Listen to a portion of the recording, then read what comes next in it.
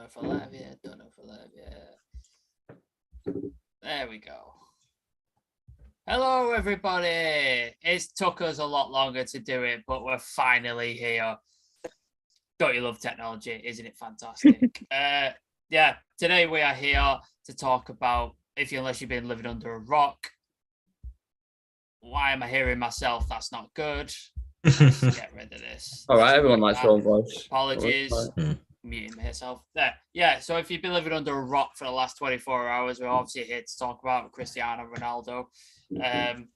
With us, we've got the sort of main staple of Real Reds. We've got Nick. How are we doing, mate? Hungover. All right. We should just explain it was Nick's birthday yesterday. So. Yeah. Doing as well as I can be doing anyway. Let's just put it like that. How are you, Sam? I'm all right, mate. I'm all right. Technology is going to break me, but we'll keep going. Adam, are you also hungover, mate? It wasn't my birthday yesterday, but yes, I am hungover too. I mean, you don't normally need an excuse, do you, Adam? Well, other than being Irish, I guess. Yeah, there you go. That's my only defense. Shreyas, I believe you're not hungover. Not at all. How are you, mate? You all right? Yeah, perfectly fine. All good. Awesome. So yeah, news broke. Was it late yesterday? I think it came out, or was it? You're asking the wrong person, mate. I don't remember a fucking thing. Some point yesterday, I think I put something out about 8:00. I think that's when I first saw it. That Cristiano Ronaldo has asked to leave Manchester United should a satisfactory offer come in for the striker. He's worried that he's late in his career now. He's 37, almost 38, and he wants to be winning trophies in the last couple of years that he's probably going to be playing at the top level. So has asked to leave because obviously United are going through a rebuilding phase currently, and they're going to be taking a couple of years before we'll sort of compete for trophies, at least major trophies, I'd say, like the Champions League and the Premier League and stuff like that. But yeah, just before I get into sort of gory details of it all, Nick, what's your sort of initial reaction to that news? I can't lie, when it first sort of came out, I was relatively drunk, so obviously when people are drunk, they're kind of over emotional. I was kind of like, why is he leaving? Oh, like proper going through all the motions. But then as you try, come into more like a logical mind frame, you can understand why he would want to leave, which I'm sure we're going to get in depth on it and stuff. But yeah, first initial reactions, I was just, gutted because he was the standout player last season. Even at his age, he's done his job and the rest of the team didn't, and we've let him down. So I completely understand it. So yeah, I was gutted. Yeah. Adam, I'm just gonna sort of throw something else at you. Cristiano has been told that he will be on he must be on their preseason tour this week, despite his desire to leave. Man United's public stance is that Ronaldo is not for sale, but privately there is an acceptance that it'd be detrimental to Erik ten Hag to keep Ronaldo against his will with all the unwanted distractions that it would bring. Would you agree with that? Yeah, I kind of agree with it. Like, we've seen what happened, especially with players who won't actually get game time. They turned the dressing room quite toxic. So this is a guy who won't want to be here, and I don't know if he has it in him to be as toxic like the rest of them did during last season. But it is worrying in a way because right now the market has nobody, so we have absolutely nobody to actually go after, and this is one of the positions I thought where we'd be fine now. Especially, I know we needed a second option, but now we're going to need two, so yeah, we're screwed. It's disturbing, isn't it? And especially like the one striker that we were going after is now gone to Liverpool, and there's a serious lack of options there. Shreyas, yeah, just again, like I've thrown those two questions, but I'll leave it more open for you. Like, what's your thoughts on it? Are you worried? Do you think he needs to go? Like, all those sort of different things. What are you feeling about it? I think if I have to look at with the perspective of Manchester United, I don't see it being a deal which would actually be favorable for us, because to be really honest with you, whichever club Ronaldo is going to go to, I mean, we don't really know for sure, but if it has to be a Bayern or a Chelsea or a PSG, whichever club he, actually chooses, they're definitely, going to win the Champions League, because that's the kind of factor that he actually, brings to a team. If it is Chelsea, because last season, the only reason Chelsea was struggling a lot was because they weren't really having that striker who could actually give them goals, because Lukaku practically flopped in that role, and Tuchel didn't really trust Werner to actually, be able to do that role for them. So if you put Ronaldo in that position, the kind of chances that Chelsea actually, created, especially against us as well, the match between us, which ended up in a draw, they created numerous chances but weren't able to finish them off. So I think right now, if he does leave, I think it would be really, really bad for us, because there's nobody in this window who we could, actually go for, who could actually, score more than 20 goals in a season without any service at all. No consistency in a team, no stability in the team as well. And even if we end up going for a few names which might be there, which are not up for sale, we would be just going to them because we are desperate to get a striker. We'll be shelling out more cash than we actually need. A potential, I would say, even if we get the likes of Jonathan David, it's going to cost us around 60 to 65 million, because Lille know that we are desperate for a striker. And plus, with the kind of name that we bring into the transfer windows, every club expects us to overpay for a player. So I don't really see it being a deal which would do any favor to us, because we're already struggling to fill up spots. We've got a tight budget as well. We pretty much we've shelled out at, I think, around 15 million for Malaysia. So I would say it leaves us with 135 million. So in that 135 million, we're gonna have to pay around 70 million for De Jong, which practically leaves us with 65. And out of the 65 as well, 40 is gonna go for Lisandro Martinez. So that leaves us with just 25 million. So for that 25 million, would we be looking for a winger? Would we be looking for a defensive midfielder? Would we be looking for a striker? I don't really know how they're going to go about with it, but if I am in their place, I wouldn't really let him go if I can actually offer him a convincing project. But it's up to, I would say, more than it being on Manchester United, I think it's more on Cristiano Ronaldo if he actually wants to leave. Yeah. Just on that, Nick, like, obviously, if a lot of teams are probably salivating at the fact that they could get their hands on Cristiano Ronaldo. There's been a lot of rumours. Chelsea, Jorge Mendes, his agent, spoke with them. Bayern, Napoli, they're said to be willing to structure a performance-related pay package. He's currently on nearly 500 grand a week at Manchester United and is very reluctant to take a pay cut. Do you see any team coming in for him? Like, PSG is the only thing in my head that I think could even possibly come in for him.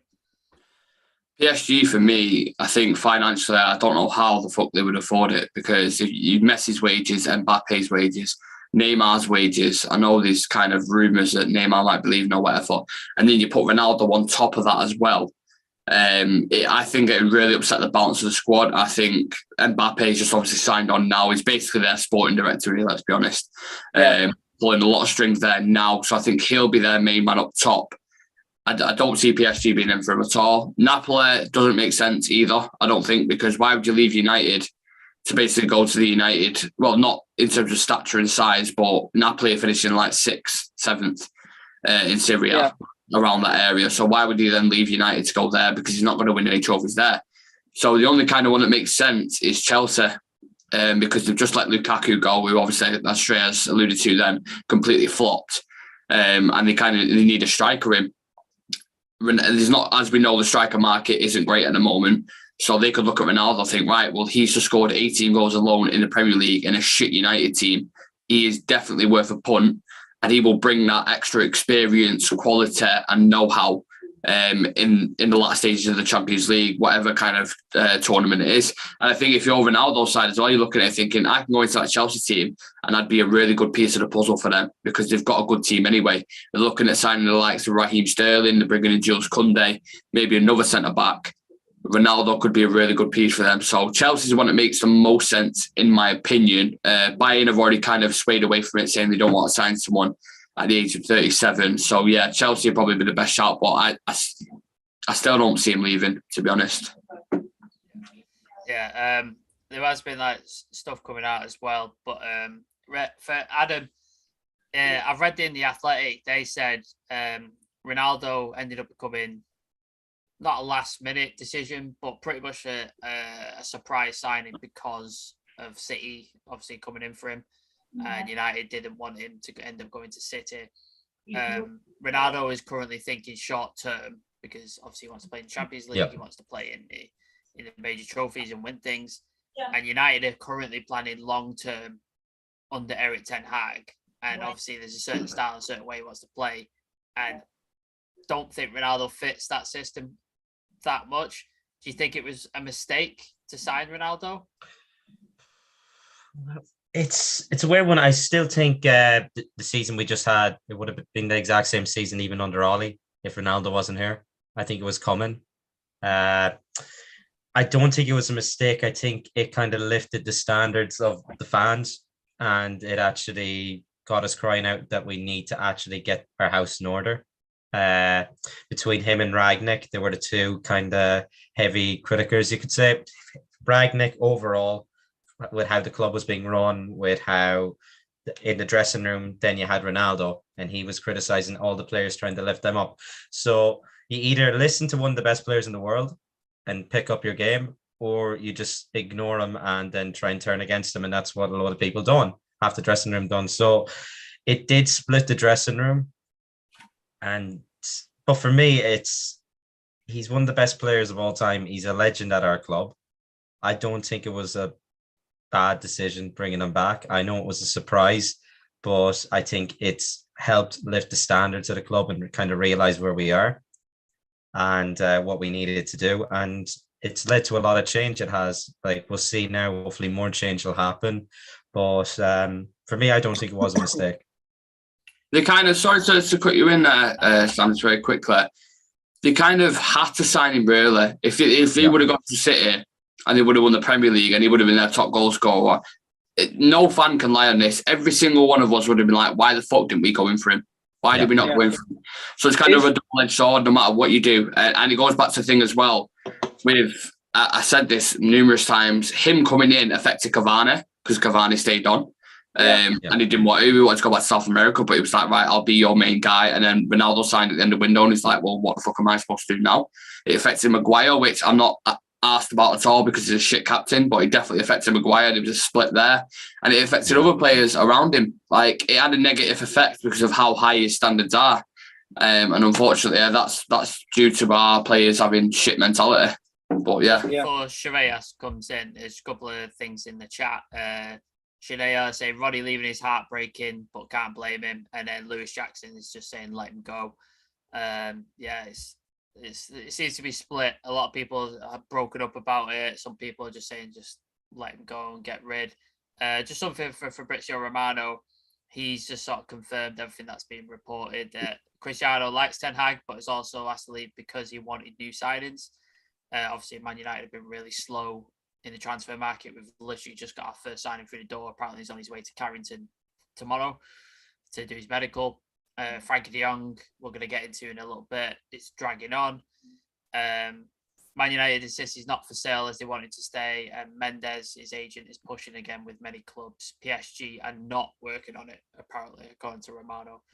Shreyas, just on that, if United has sort of been a bit more quick in the transfer window, like City have been, like Liverpool have been, like Tottenham have been, do you think that might have convinced him a bit more to stay if we'd got like players in the door? I think, because the way that we've stalled on deals, especially the De Jong one, we practically wasted about 1.5 months on Frankie De Jong. The only signing till now we made is Tyrell Malacia, which I know it is a really good deal, but it isn't one of those signings which you would say, that these are statement signings. Like Man City pulled off Calvin Phillips and Erling Haaland as well. That too below the 65 million mark. So I would say till now, United haven't really pulled that kind of a deal off. We still linked to I would say the only reliable links that we have at the moment are with Lisandro Martinez and Frankie de Jong, and except that, all these links that we've had with Antony and other attacking players, except Eriksen, I would say, I think they're just signings or links just created in order to create some hype. so that it looks like the club is actually working on many deals. But we all know that they are pretty much working on one deal at the moment, and pretty much just working on Lisandro Martinez behind the scenes. So I think if we would have been more active initially in the window, if we had been actually looking at players like Tchouaméni and Darwin Núñez since the start, I think it would have been a completely different picture for us. But right now, we definitely are struggling in this window, and like the way Laporta came out as well yesterday about Frenkie de Jong as well. I mean, I think it is definitely, that press conference, it was just to, I think to hike his price a bit more because they're definitely struggling for funds. They need a source of funds to actually get Lewandowski in as well, because they are also struggling in that department. So I think right now, I think we're definitely overpaying for Frenkie de Jong, however we conclude this deal, because if we include the add-ons as well, I think it would definitely go up to 80 million. Definitely going up to 80 million. And we're still struggling when it comes to our attacking department, because right now, I mean, let's just leave Ronaldo out for a bit, because it's still a question mark as to he's staying or not. So pretty much the only striker right now we have at the club is Anthony Martial. And except that, we've got Marcus Rashford, Anthony Elanga, and Sancho on the wings. So, and I don't really see any depth in there. I don't really see someone which, I would say actually, coming off a good patch of form, except Jadon Sancho. So, because Martial, the loan move at Sevilla, it didn't really work out that greatly for him.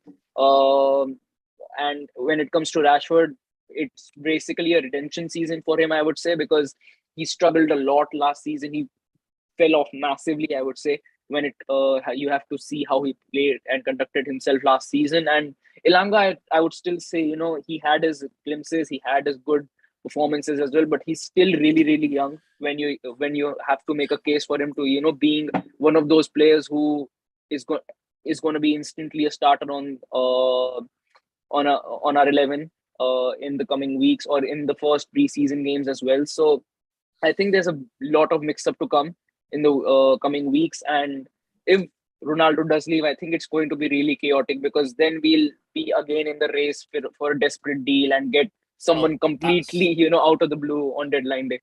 That's the next thing I kind of wanted to talk about. I'll sort of throw it to you, Nick. We've mentioned that there's a lack of strikers in the market. Obviously, Erling Haaland went to City. Someone who was rumoured for Manchester United for a while and ended up going to Manchester City. Darwin Núñez, again, another player we were interested in, ended up going to another rival in Liverpool. There isn't that many number 9s out there that I think are gettable. Like, obviously the rumours persist about Harry Kane, but I don't think that's ever going to happen now. I think he's staying at Spurs for the long term. If he does leave, what do you think United are going to do? Is there somebody out there, Nick, or is he going to have to change tactic and put Rashford through the middle and then bring another winger in? To be honest, I think he'd probably end up playing a false 9 with a player we've already got, because I cannot think for the life of me.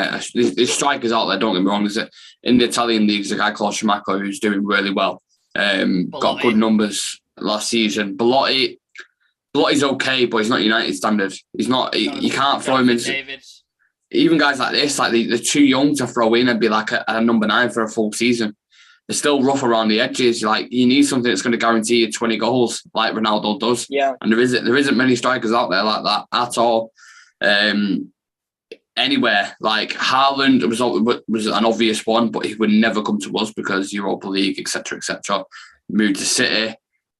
Chelsea, looking at players like, who are they going to get as a striker? Because there isn't any, as we were saying. Nkunku, I would really want, but again, he isn't like a solo number 9. He's more like a partnership striker, like a second striker. Yeah. Also going to cost 100 million release costs. Yeah. Me personally, I would pay close to that for him. I think he's that good. I would pay that for him. United are not going to do that, though. No, of course not. They're not going to, and that's the issue, because they're not going to spend over 50 million. If we're spending that much on De Jong, Malacia, the rest of the targets that we're going to get, a centre back and so on. I can't honestly, I can't think of one. I can think of numbers, but in terms of who I'd want to bring in, there isn't anyone out there. I just wanted to make an extra point on Ronaldo as well. I absolutely understand why he wants to leave. I just don't get why he's having this conversation now at the start of July. Because he knows what detrimental effect it's going to have to Manchester United if he does it right now. Yes, from our side of the club, we aren't doing enough in the transfer market and we aren't showing enough ambition and going out and buying players. Completely understand that. But he knows if he does this, when we're dealing for De Jong now, the people looking at this, Ronaldo coming out, they know that will create massive pressure on Manchester United. So it makes it 10 times more difficult when negotiating a deal by by Ronaldo doing that. So it has a knock-on effect on everything. I think it's bad timing. And if you want to leave, say at the start of June, we can then address it, probably get Núñez in quicker. Do you know what I'm saying? So yeah, it's annoying me a little bit, that. Yeah. Adam, just on that, obviously Nick can't think of a striker to bring in. So that would leave us with Martial and Rashford to lead the line, really. Would you be happy with that start of the season in August? I'd rather play Ahmad at number 9, literally, than Martial. Yeah, I'd rather how play. do you feel about the prospects of Martial leading the line next season? Oh God, like probably like his attitude, kind of like not one bit interested. Please don't let it happen. I'd rather play Darren Fletcher right now in his current state up front than Martial. Nowhere near good enough. We've seen, like, when he is on it, he's a great player, but he couldn't even hack it in Spain for Sevilla, and the fans were booing him at the end of the day. And you know what our fans are like. Like, if you don't show a bit of fight, you're going to get booed, you're going to get called out, and that's why he's been getting called out a lot in the last year and a half. So he's nowhere near good enough. I can't think of it. It's a really, really tough situation because, as we said, there's nobody in the market. So we're going to have to there's no decent striker. And we saw what was Rashford done too last season. Shocking season. So it's worrying because it feels like, I'm not going to sugarcoat it, that we're fucked. Literally, that's the best way to describe it. I'm sorry, I'm just not going to sugarcoat it, but that's the way I feel about the whole situation right now. It just hasn't helped at all. It's important, Sam, as well, like systematically, what are we going to do? Like how Ten Hag wants to play, because obviously I actually played with Haller as like a target man. If Ronaldo goes, it's not just going out and getting a striker specifically in Europe, it's getting that type of striker to fit in the system as well. So it makes it even more difficult. But also, only when I can take a Schick, is it? Schick. Yeah, Patrick Schick at Bayer Leverkusen. Yeah. He's done one an option. Pops into the head. But again, like Nick was saying before, all these clubs are going to know we're desperate. So that price is going up 20 million on each single player, each striker. Like Schumacher, what has he got? Schumacher? Something like along the lines of that. I don't know what his price is, but say he's 40 mil, he's going to cost us 60 now because of the Ronaldo situation. Patrick Schick, he's worth what, 25, 30 million? He's going to cost us 50. Yeah, 50. So all these prices are just going to go up 20, 30 million, which is going to cause even more of a problem because our club are going to try and negotiate and it's just going to drag it out again. So we're going to be like all this uncertainty all the way through pre-season before if we get anybody. Laurie Whitlow has just tweeted something. He says, apparently Man United have a meeting with Ronaldo tomorrow to unearth how vehement he wishes to leave Man United and what the next steps might be if he remains insistent on moving on. So yeah, that's interesting. Yeah, this is how the meeting's going to go, Sam. Ronaldo's going to walk in. The United board's going to walk in. They go, "You're right, Cristiano. Yeah, not too bad, have you? Blah, blah, blah. Get a coffee, sit down." They're going to go, Ronaldo's going to go, "So are you signing anyone?" Like, we're still working on it. We're not sure what's going on here. We need to wait on outgoings and blah, blah, blah. It's going to be right, well, what, leave it. That's it. Simple as that. I want to go to another club and you better sell me. Done. Yeah. I think I've covered pretty much everything that's out at the minute about Ronaldo. Unless you guys have got any other opinions you just want to throw on the situation, and then we can sort of move on to Frankie de Jong. I think he has lived up to his end of the bargain. When we signed him, we say to him, we want 20 plus goals in all comps, right? That's what you want ideally from your striker, especially at the age of 37. I know it's Ronaldo, but it's going back to the Premier League.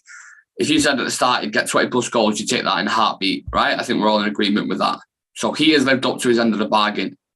Our players surrounding him, wingers aren't creative enough, midfield non-existent, defence absolute shambles. The way the board work, absolute shambles. So we have let him down completely. It's completely on us, on our side. Like, it's like a fairy tale. Remember when he first came back to Newcastle, scored that brace, everyone was in love, talking about titles, winning cups, blah, blah, blah. And it's just turned to a complete nightmare.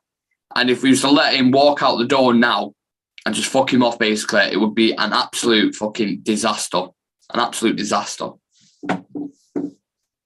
I have one point as well. If he was to sign for Chelsea, does that taint his United legend status?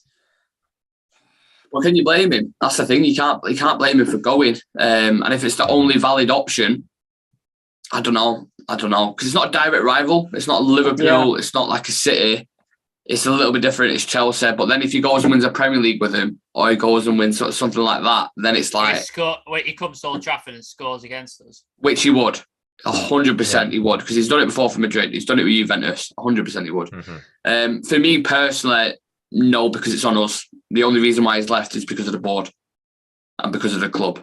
If he was left because he was like throwing his toys out of the pram or whatever, blah, blah, blah, and then went and done it, then I'd be like, yeah, I'd be a bit annoyed. But it's completely on the club, this. Not on him at all. So... Yeah, Shreyas, any sort of final points on the situation just before we sort of wrap up about Frankie de Jong?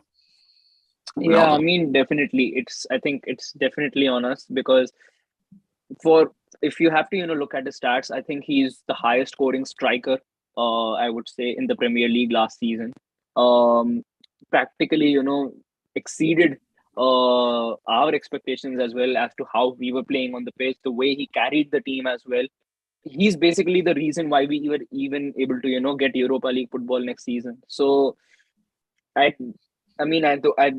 can completely understand his side of as to how he wants to, live up his final years in this game as well, whether to play in a Europa League or whether to, be able to challenge for the Champions League at least. So, I mean, it's definitely on the Glazers, whatever's happening right now. And I mean, even I do understand that it's bad timing, but I mean, our club has always been in a chaotic situation. So I think whenever he would have come out with it, it would have definitely been bad timing for us, because we are never prepared to, actually be able to put a band-aid over a situation, because whenever something like this happens, we are practically just in a desperate position and we end up overpaying for a completely different player altogether. Like, we went out for Odion Ighalo on headline day and he came in. So, oh God, Odion Ighalo, mate, Jesus. Well, Danny Welbeck's out of contract at Brighton, isn't he? Don't even start. Don't fucking wind me up. Don't wind me up. United. Oh my God. Oh, that could be probably better than Rashford at the minute. Let's be honest. Oh yeah, I mean, I could be better than Rashford at this point, but yeah, we'll move on. So yeah, the only other bit of news that came out was the Frankie de Jong situation. So apparently the Barcelona president feels like he's not getting enough attention, so he's decided to just absolutely talk wibble. He's come out and basically said, I want Frankie de Jong to stay. I'm going to do everything I can to make him stay. He wants to stay at the club, but he would have to take a salary reduction. So everybody lost their minds on Twitter. It's, he spent weeks like doing this, and now it's gone up the arse, and everybody's like losing their minds and stuff like that. But then Frankie de Jong is not. I don't think he's come out and said anything about it. But Fabrizio Romano did sort of come out with something. I'm just trying to find the tweet now. What he actually said. Yeah, I think I've got it. Hushed it. There we go. You got it. I know that's the Laporta one. Let me just find it. The most recent one. You're on about. Yeah. So it says de Jong situation. Man United and Barca agreed 65 million fixed fee, but still discussing on 20 mil add-on structure. Personal terms never discussed yet. Frankie's priority has always been to stay at Barca, and then salary reduction, very unlikely option on Frankie's side. Yeah, so it looks like it's on. A lot of people say it's 90% done. It's this amount done. Blah blah blah. Yeah, Nick, is this transfer in danger of going belly up, or do you think it's still going to happen? No, I want whatever that president's smoking. I don't know what he's coming out and talking about, all this shit about fucking, we want him to stay, blah, blah, blah. He's just putting on the front. Everyone knows he's just putting on the front. He's just saying what he said to put pressure on United to accept the deal and get it done. Because we know they want to sign Lewandowski, and only want to sign Bernardo Silva, and they only want to sign set players, and they can't do that until they get rid of De Jong because of his wages. So there's pressure on both sides of the club. It's kind of like a poker game. And pretty much we're both shit at poker. We're both just like, yeah, but I've got a flush. And then Barca were like, yeah, but I've got a royal flush. And they're like, you know what I mean? It's just fucking two head cases that needs to slap in together, just get the deal done and finish it, for God's sake, because it's going 5, 6, 7 weeks.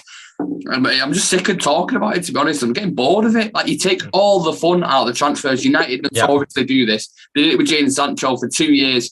When that first got announced with Jadon Sancho, I was like, oh my God, what a fucking player. Like, one of the most creative talents in Europe. Cannot wait to sign him. August came around, it was like, done the deal so close you can nearly touch it. It's feathers away. It's a toenail away.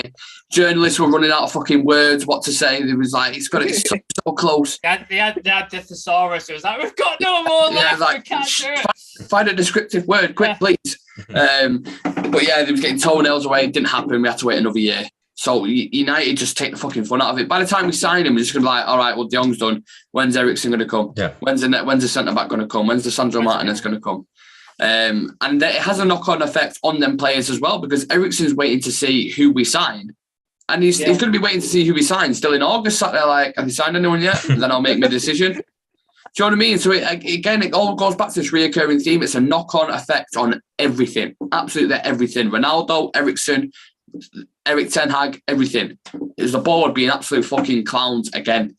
Shock. And do you want to know what pisses me off too? The fact that we've been negotiating with them on this deal for the last, month and a half, and we're going to give them what they want at the end. So what the fuck have we been negotiating about? Yeah. We're giving them the money they wanted initially. We did the exact same thing with Maguire. There's zero clarity. It's not fair to us as fans because we're being pulled left, right, centre, like emotions constantly changing, and we never truly know what's going on because it's always poker in the media and stuff. It's always a guessing game and someone's trying to jump on the deals and stuff. It's bullshit. It's also the annoyance as well that we can't seem to do multiple deals at the same time. It's just like one deal at a fucking time, and it's so annoying. The only reason Malaysia we've seen to have just been able to snap that up is because we basically were watching, was it Leon who were going for? Leon. We were watching them, and then they offered a certain amount, and then we just snipped in and just went, we'll give you a couple mil more. That's the only reason we were able to conclude that deal. It's not like we were negotiating for months and doing all this stuff. And it's just so annoying that we can't just be like, oh yeah, well, look at this guy, get that wrapped up, right? We got this scout over there doing that. Like, it's never that. It's always just one player, and now we're doing that, and then it's like, right, now we're going to go to Eriksen because now we've got De Jong. It's just like so annoying. There is one good thing though. There is one good thing about that. The left back, obviously, Leon went in with a bid, and it looked like it was being accepted anyway. If we went with that bid first, they would have said no, we want 25. They waited. Yeah, they tested the waters, waited a while, and then they came in with a bid that was just a bit more.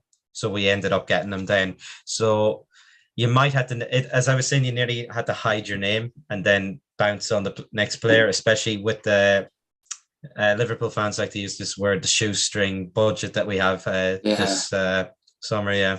The thing is, though, Adam, that only works when another team's in for him. So someone like De Jong, obviously, teams have kept eyes on him and they've scouted him and they like him as a player. But if no one actually officially bids and goes in for him, that's the only time we can't use that tactic. You know what I'm saying? Like if I don't know, some other club in Italy or Netherlands or whatever went in for him and said, we'll give you 40 million, then we can go in and like, well, we'll give you 50, we'll give you 250 grand a week. Like, your name will be blown up around the world, etc., etc.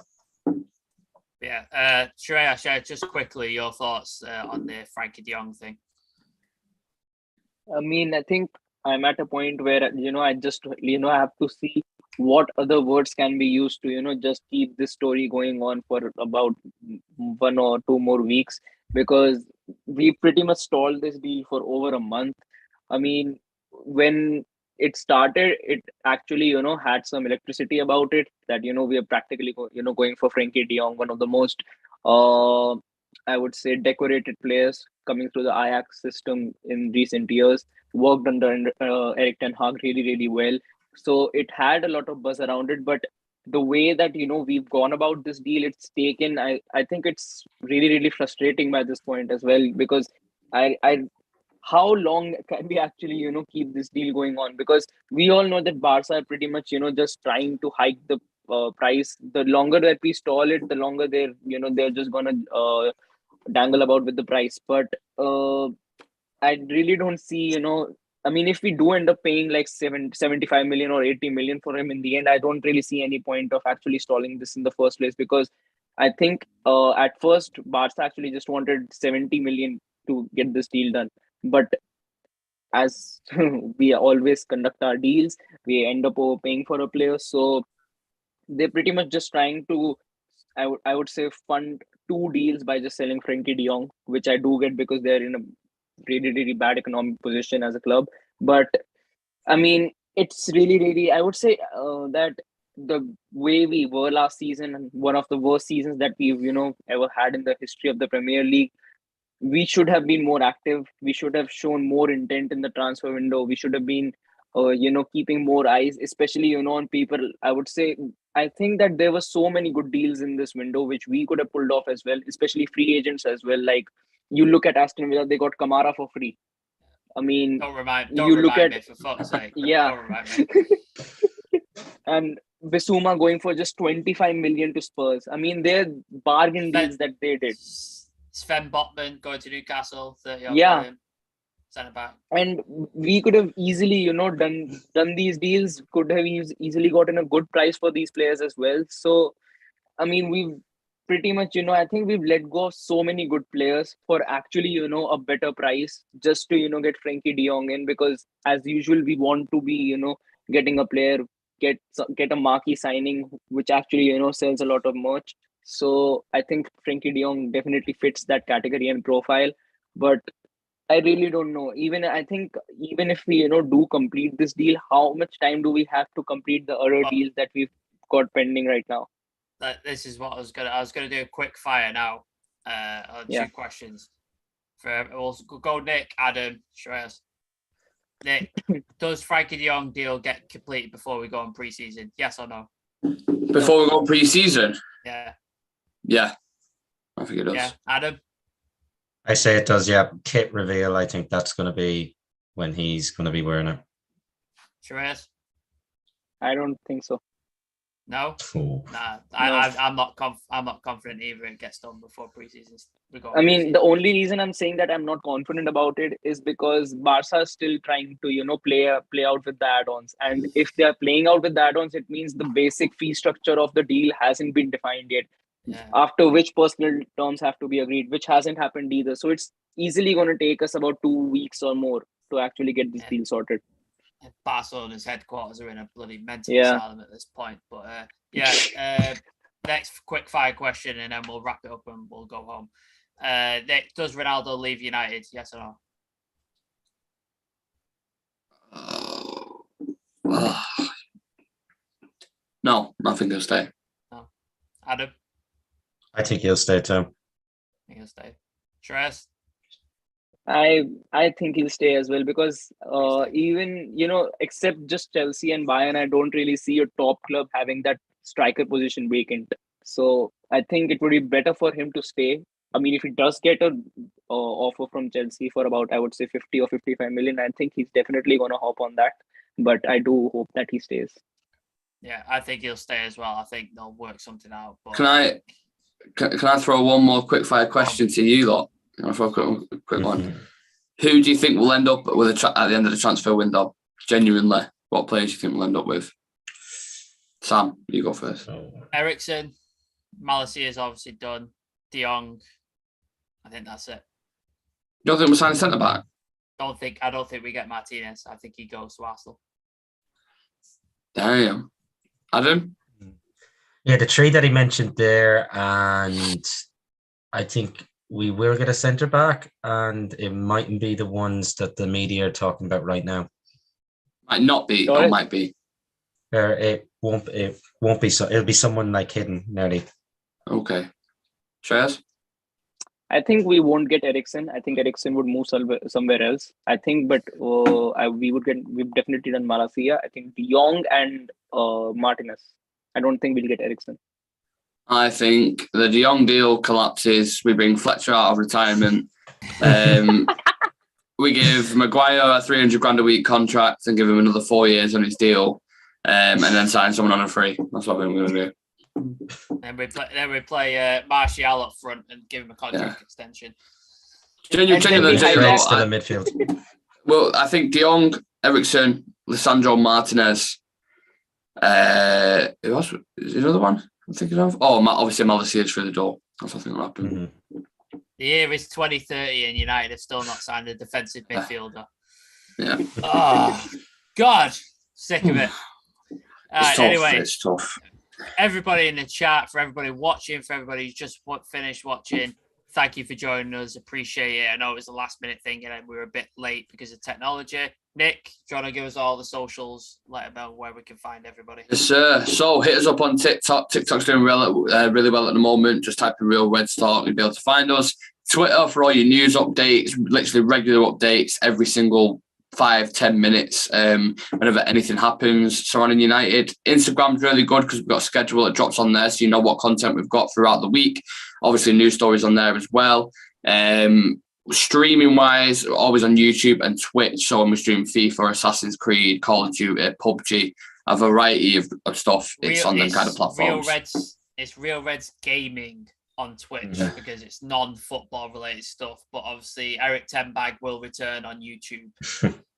Yeah, it's been a busy few weeks for us both, to be fair. So, but Ten Bag will return. Don't worry about that. It will return.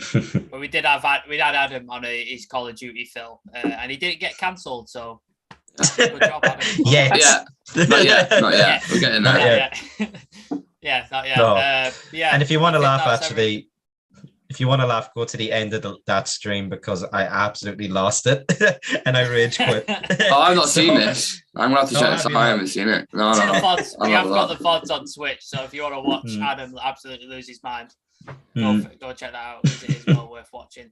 There's always clips going up on the TikTok. There's always reels going up on the Instagram, funny stuff and the shows and stuff like that. If you're not subscribed to the YouTube and you're watching this right now, please do that. Like the video, hit the notification bell. We're trying to get to 200 subscribers before the season starts, so that'd be really helpful. Baby.